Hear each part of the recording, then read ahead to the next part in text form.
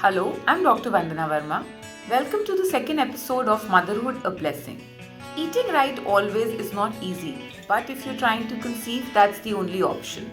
We spoke about foods which you should be including in the diet in case you're trying to conceive. So today we are going to talk about foods which you should be avoiding if you're trying to conceive. It would make it easier for you to plan your chart. So number one food which I would personally want you all should be avoiding is all kinds of artificial sweeteners, artificial colors, anything which is added in your food which is not necessary for your diet. Secondly, foods which are processed. Processed foods are typically a big no in this time because this can also increase your insulin sensitivity and further cause weight gain.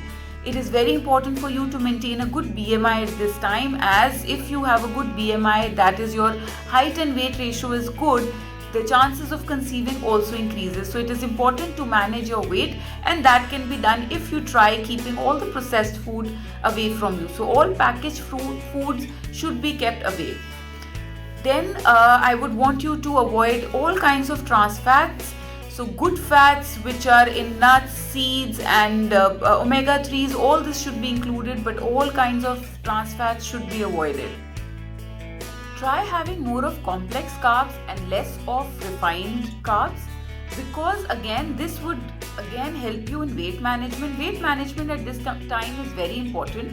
Always understand that if you are overweight and if you are struggling to lose weight, you will also struggle to conceive. So anything which is good for losing weight right now and is highly nutritious is a very good bet.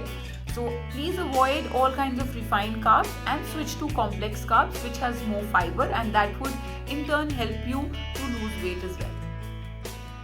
You should always also avoid white sugar, the white crystalline sugar that can also lead to weight gain.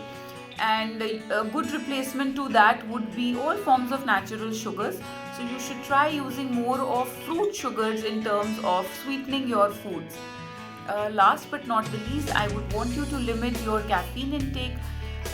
Your tea and coffee intake should be moderate, and also your alcohol consumption has to be taken care of this time. So it is best to avoid alcohol, and that's it. This is a small list which, if you take care, you increase your chances of conceiving and you can plan a healthier body. As I always say, a healthy mother makes a healthy baby. So see you again with more episodes on diet and nutrition for fertility and pregnancy.